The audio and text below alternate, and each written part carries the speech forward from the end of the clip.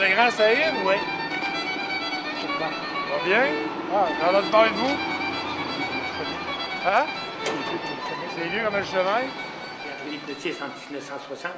J'étais en 11e année à Saint-Pamphile.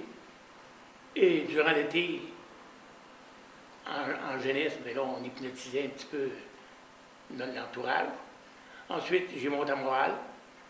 J'ai appris la magie d'un magicien qui travaillait avec Henry Blackstone, anciennement, parce que le gars, Henry Blackstone, était décédé, mais c'était un de ses élèves, autrement dit. Et j'ai appris la magie. Lui, il travaillait au Canal 10 avec Michel Caillou, Tommy Auburn. Et puis, j'ai commencé à faire du spectacle un petit peu dans les clubs d'un bord et l'autre, à pas cher, parce qu'on avait pour 15-20 minutes, 12 piastres, 8 piastres, tout dépendait de la place. Puis comme je n'avais pas le droit de rentrer à l'hôtel, dans les clubs, parce que ça prenait 21 ans, il fallait absolument avoir quelqu'un qui nous baquait, autrement dit. Et c'était quelqu'un, pas un vieux, mais pour moi c'était un vieux, non?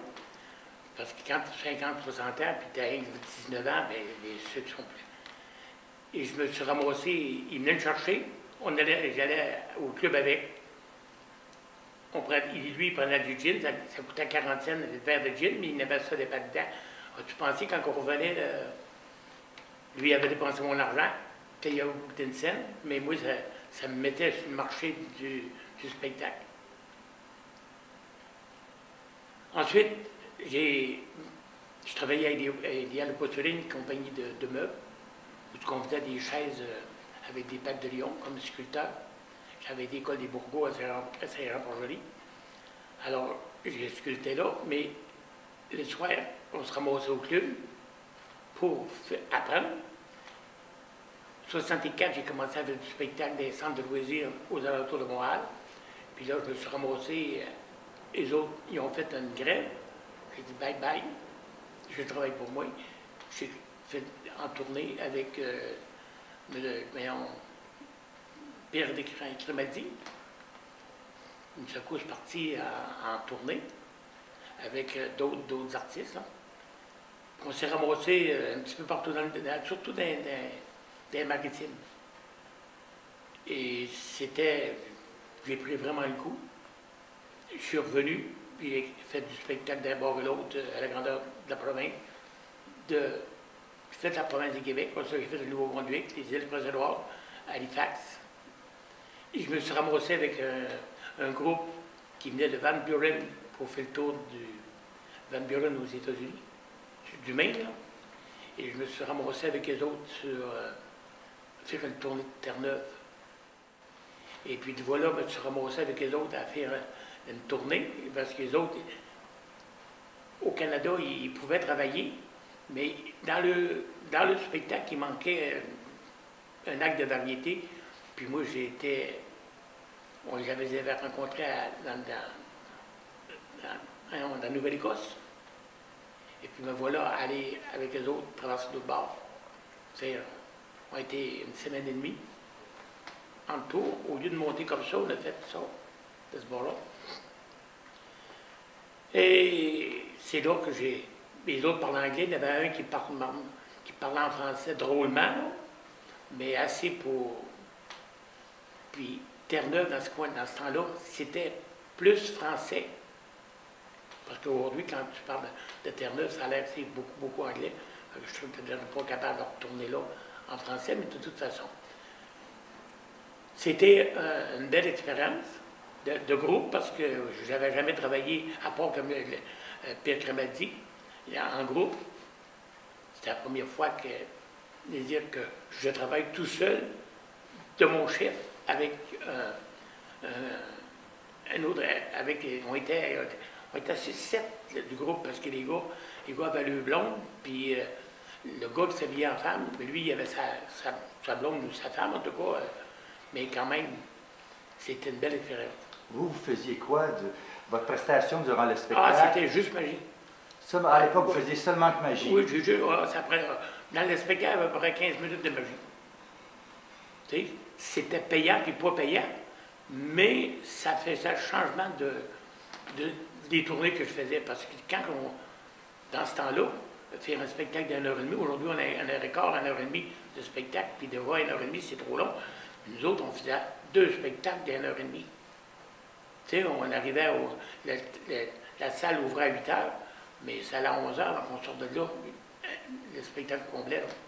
Alors, vous faisiez de la magie, l'hypnose. L'hypnose, Oui. ben, avec le groupe de Van Buren, on faisait juste de la magie. On faisait les colombes, puis le chien, puis on n'avait pas d'autres.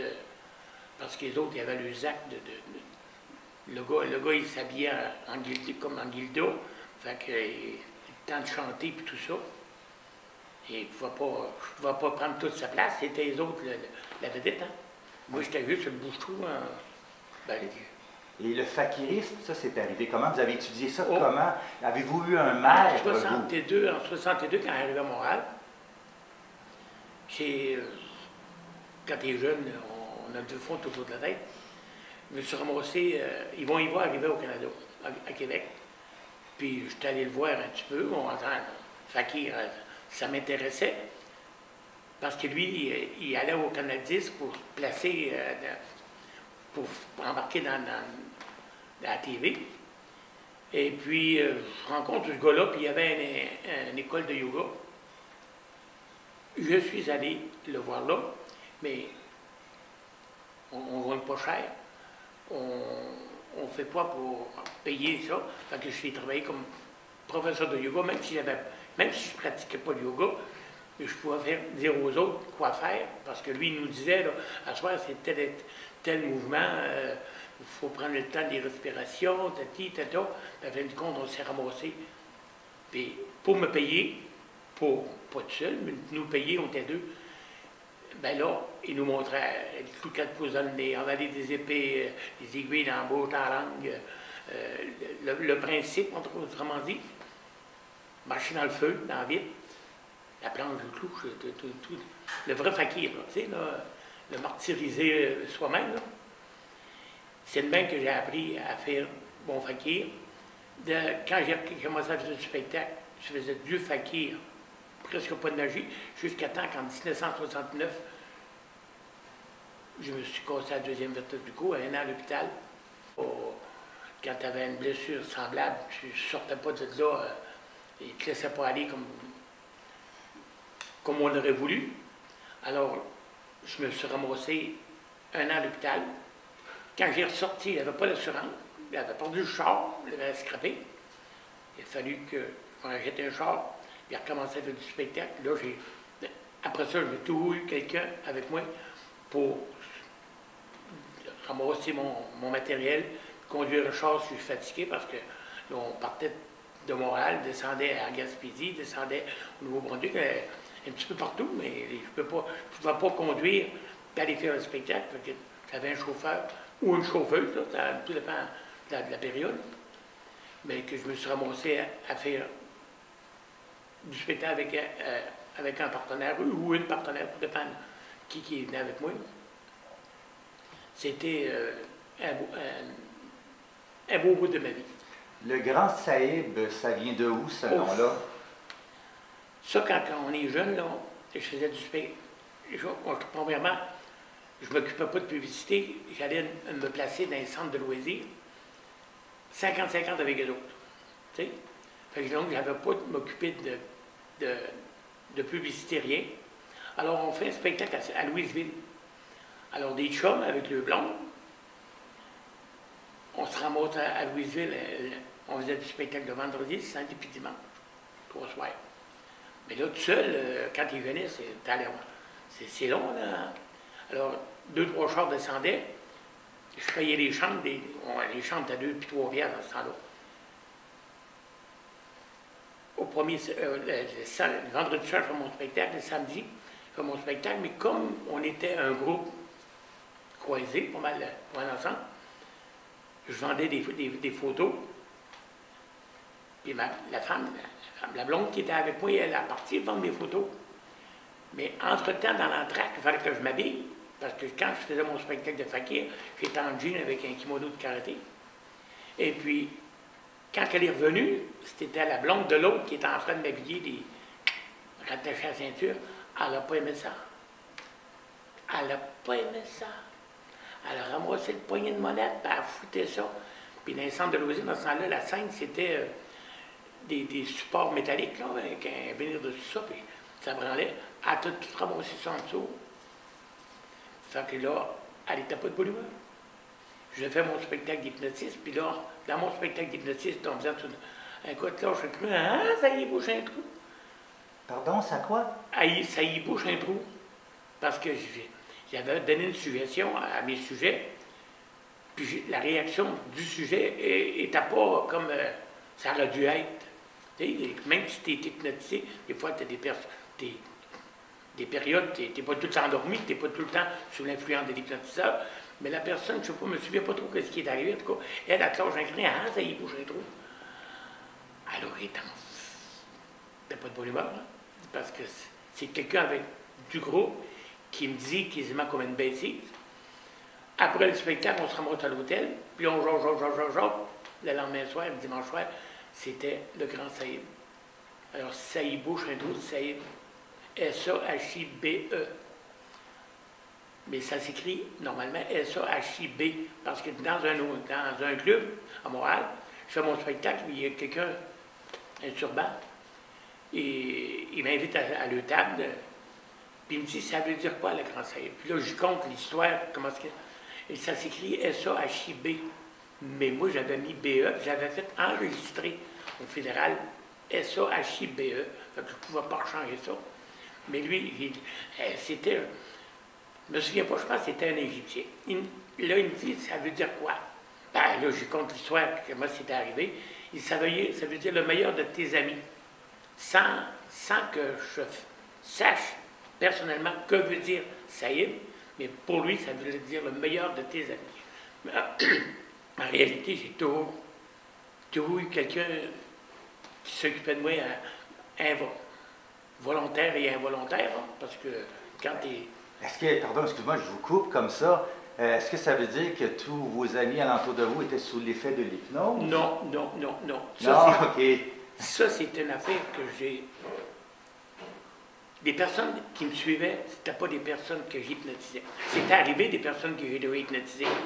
Mais quand tu parles un hypnotiseur qui a affaire avec un de ses sujets, tu n'es pas capable de savoir réellement qu'est-ce qu'il pense.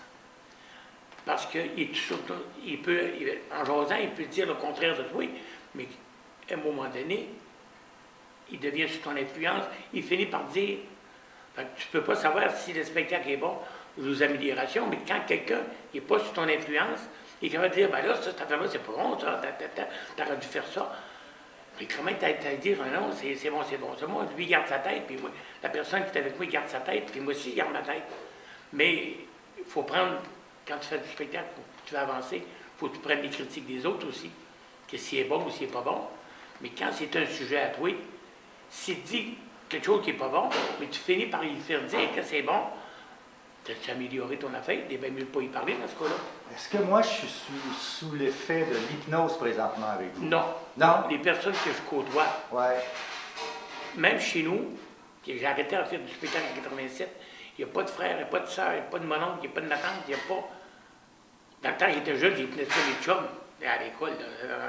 Mais après ça, le spectacle, c'était le spectacle, mais dans ma vie personnelle, je n'essaie pas d'influencer les autres. Parlez d'une histoire, quelqu'un avec des patins qui allait voir votre spectacle. C'est que le premier soir, j'avais été là 3... Je ne me souviens pas de quel... J'ai été 3 soirs à la même place, puis le premier soir, j'ai hypnotise, mais pour faire de la publicité, un sujet, j'avais donné la suggestion de venir au spectacle le lendemain, mais en patin, habillé drôlement en joueur de hockey, mais on n'avait pas les équipements dans ce temps-là, les équipements n'étaient pas comme aujourd'hui. Le gars n'était pas beefé, un beefman, il était une personne ordinaire. Il s'était promené en patin à roulettes, mais les patins à roulettes dans ce temps-là, c'était 4 roues, tu sais. Mais là, tu le vois arriver, puis là, tout le monde. Puis les autres l'avaient vu passer dans le village, puis là, il va voir Saïd, le grand Saïd, il va voir le grand Saïd. Pour moi, ça faisait de la publicité, mais c'était une post-suggestion que j'avais donnée la veille, une post-suggestion que j'avais donnée la veille, que le gars, il allait venir me voir en spectacle, puis qu'elle allait être. Quelle longueur de fait dans le village, je ne peux pas te dire quelle longueur, mais quand tu vois arriver le gars en patin, oh non, ça se peut pas qu'il l'ait eu. Tu sais, on était à l'expérience des suggestions, mais ça se peut-il qu'il ait vraiment cliqué, puis là, tu as un doute, tu dis, c'est-tu vrai, c'est-tu pas vrai, là? Mais quand tu le vois arriver, le gars, en patin, habillé avec un gilet de hockey, puis, tu sais, ça fait drôle, là, puis tout le monde rit, tout le monde l'avait vu passer dans le village.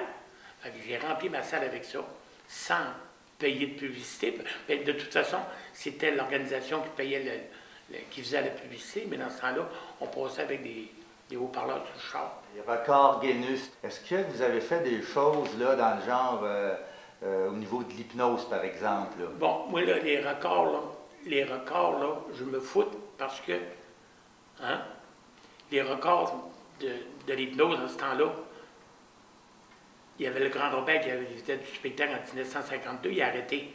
Puis là, moi, j'étais en 1964, 65, 66. Imagine-toi qu'un jeune qui avait 20 ans, qui m'a fait du spectacle, puis là, je me faisais comparer beaucoup avec le Grand Robert, le Grand Roméo, puis il y avait un magicien aux alentours de Sherbrooke, de Magog, le Grand Henri, tu sais, puis le Grand Marvel qui m'avait montré l'hypnose. Mais ces autres, c'était la pierre angulaire de l'hypnose puis de la magie. Alors moi, pour moi, les records me foutaient. Je ne travaillais pas pour les honneurs, je travaillais pour gagner ma vie. C'est différent. C'est différent de... Et alors, écoutez, on va vous faire apparaître 3 personnes qu'on ne connaît pas avec des casquettes. Salut les gars! Bonjour, ça va? Écoutez, ben, moi, je viens de vous dire simplement comme ça, avec le sourire, je voulais vous présenter sérieusement monsieur ici, le gros, qui s'appelle le Grand Saïd. Alors, monsieur est fakir et hypnotiseur. J'étais. Laissez-vous ma botte? On va trouver? Ben, je sais pas, ça me dit quelque chose, ça? Ça fait dans la vie, ça? Je connais à Montréal, ça. Ouais. Ah oui? On vend des bacs, on vend des jardins. Ah oui, OK. Ouais. Ben écoute, si tu veux lui donner la main à monsieur... Monsieur Paquet, bien certainement. Attends une minute, puis c'est le temps de faire une pub. Est-ce que vous aimeriez ça être... Écoute, on vient de trouver un commanditaire. Viens-t'en, mon mammouth. Penche-toi au niveau de la tête à monsieur... Parfait, alors, on est en train de tourner, puis malheureusement, on s'est fait déranger par 3 gros... Pas déranger, ben non, pas déranger. Ben non, pas déranger, Accueilli. Eh oui. Enchanté. Alors, écoutez, les gars, merci beaucoup de Merci. nous avoir rencontrés. Regarde, La prochaine fois, rentrez pas par la porte des artistes. Salut! Regarde, il est parti. Ouais, attends, je vais regarder.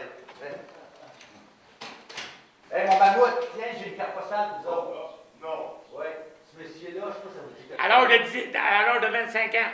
Je sais pas si ça vous dit quelque chose, Réal Giguère limité au Canal 10, il y a 35 ans, 40 ans. C'est Giguère? Oui. 1967.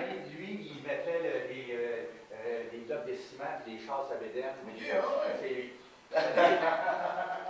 Bon, OK, on a été coupé, là. Je me souviens pas, on était rendu. Attends, coupé, on recommence. Un instant. Dans mon temps, là, je faisais pas du spectacle pour l'honneur parce que. Mais je voulais gagner ma vie. Puis gagner sa vie en faisant le fou, c'est comme pas travailler. Hein. Fait que 23 ans sans travailler, puis j'ai gagné ma vie comme il faut.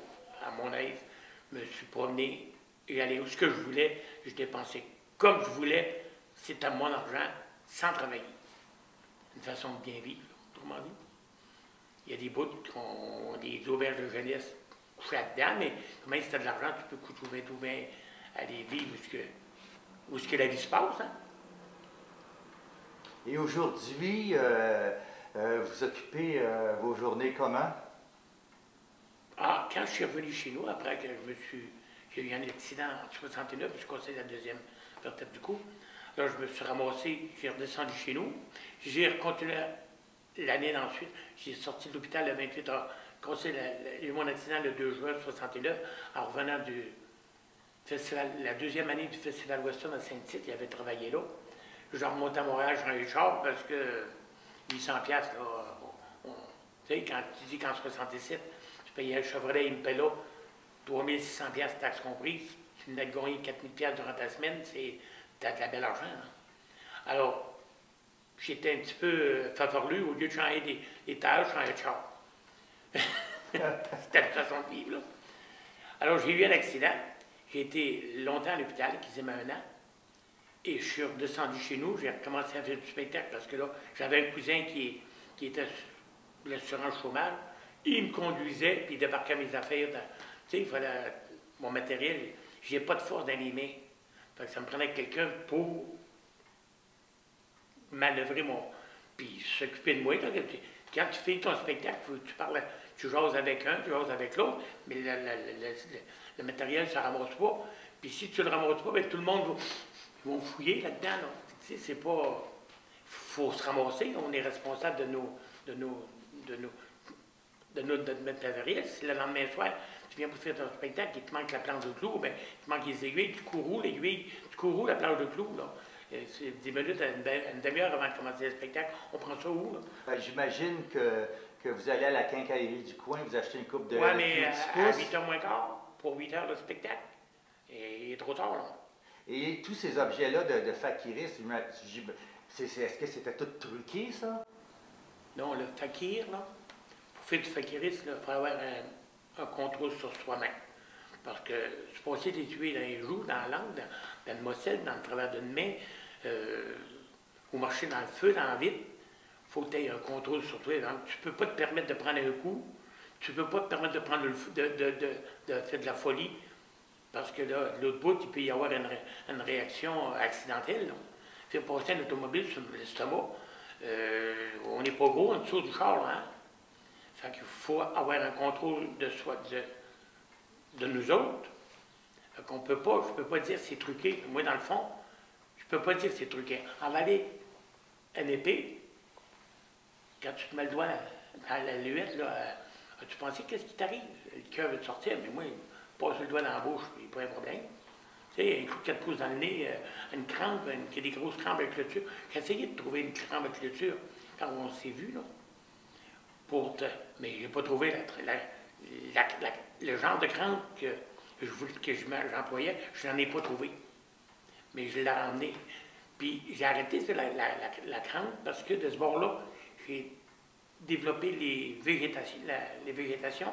Alors, à force de frotter, il aurait fallu que j'arrête d'opérer pour continuer à le faire. Ben là, s'il faut que je subisse une opération pour faire un truc, ben là, faut y penser. Hein. Puis si tu me poses d'autres, est-ce que ça fait mal ou quelque chose? Si ça aurait fait mal, je n'aurais pas fait ça 3 fois par semaine, toutes 23 ans. Ça a arrêté pour moi comme sadique, autrement dit, aimer se faire de la douleur pour gagner sa vie, ben là, c'est autre chose. Mais si tu fais, puis il n'y a pas de conséquences sur la santé, il n'y a rien là. Alors, on vous aurait appelé le grand sadique au lieu du grand saïd. Oui, en plus. Ma mère, qui a connu cette époque-là, m'a parlé d'une histoire de lumière que vous mettiez. Ah, on va aller à néon. Je ne sais pas. C'est que j'avais des baïonnettes de fusil dans de la guerre. J'envalais ça, mais pour faire quelque chose de bien, je m'étais fait faire un néon qui est électrique, là, rouge. J'envalais ça, puis ça faisait ici comme rouge. Il y a 1 mois et demi, 2 mois, sur Internet, j'ai vu Luc Langevin faire un effet semblable, mais lui, c'est... Non, parce que là, je ne voudrais pas dire Ben le non. truc. Non, mais je veux dire, il y avait... Oui.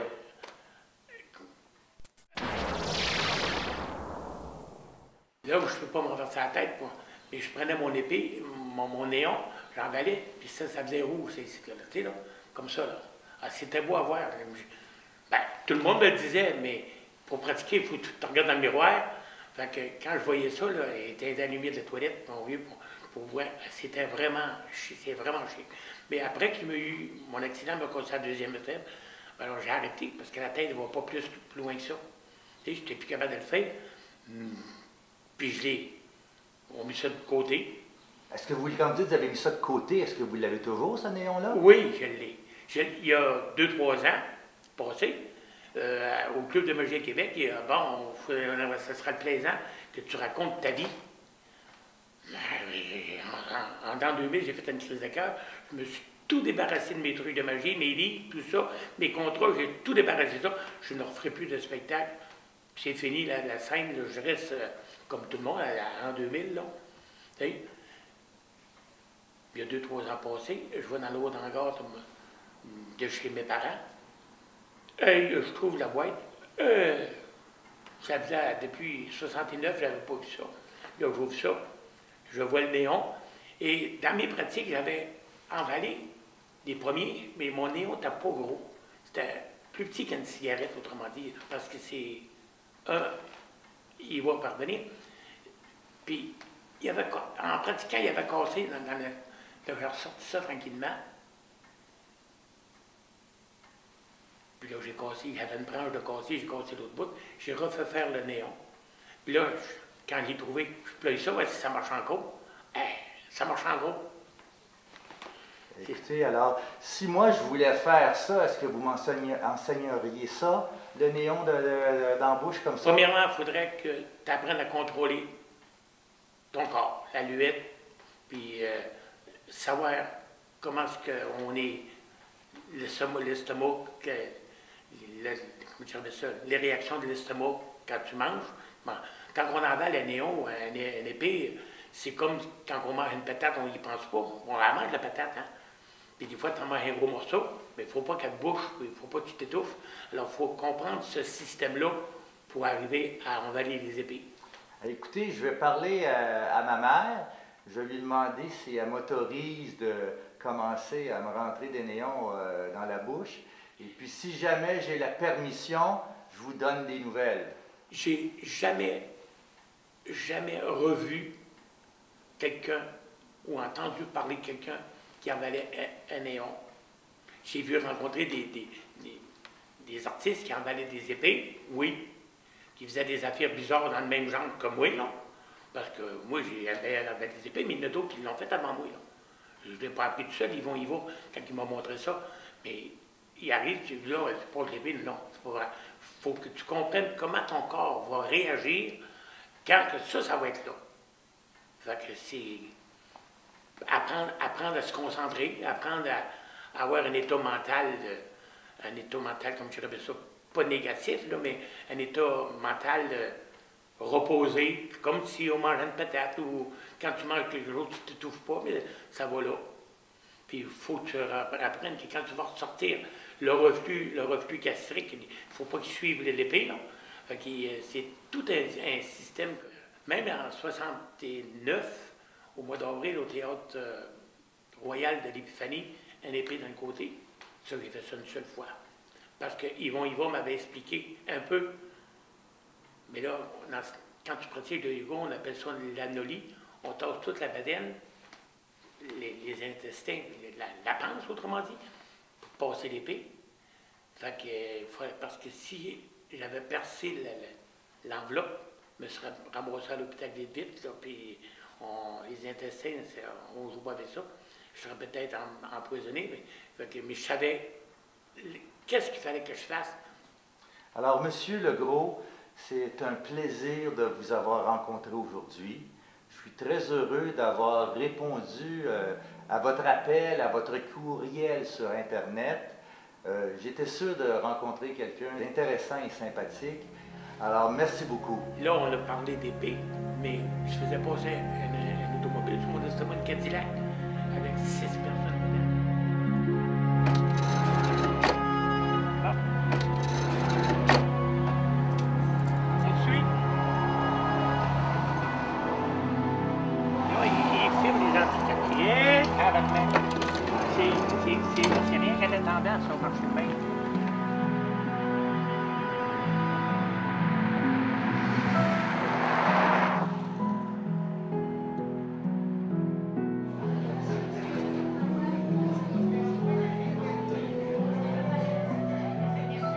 Le grand Saïb, il est où?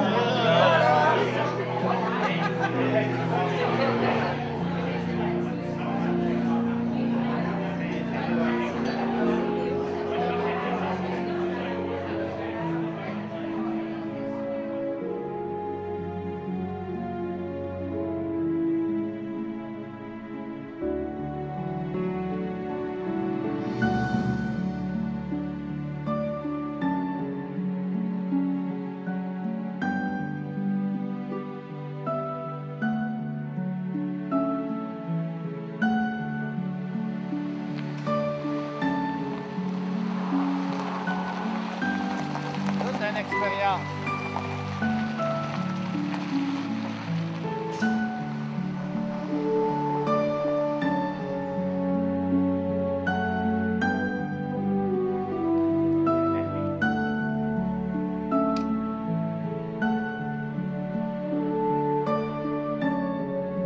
Merci beaucoup. Et puis, je peux vous souhaiter que vous ayez du plaisir encore et longue vie. Il faut que je suis fatigué. OK. Bonjour. C'est pas vrai, c'est pas bonjour, pas dire bonjour. OK. Merci au grand Saïb. Non, celle-là est bonne.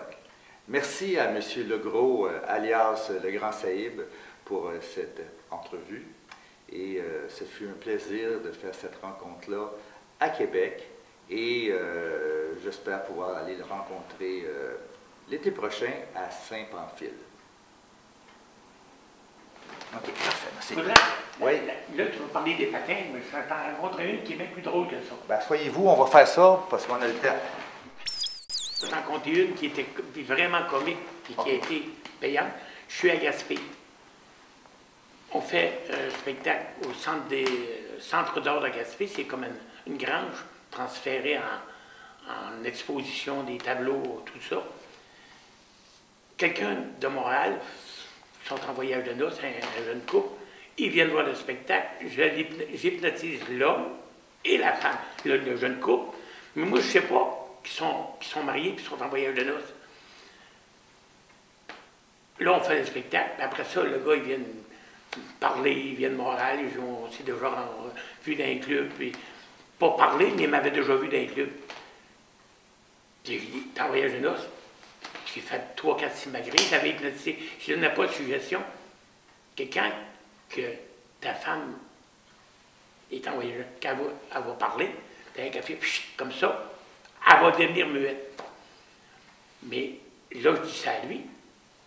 Mais il fallait que je suggestionne la femme, sa blonde femme, que quand lui va y brosser la main, je fais la même chose à elle. Je l'avais hypnotisé toutes les deux. Fait que quand le gars, il parle avec sa femme, quand le gars parlait avec sa femme, il passait la main devant la main. Tantôt, il y a eu un break.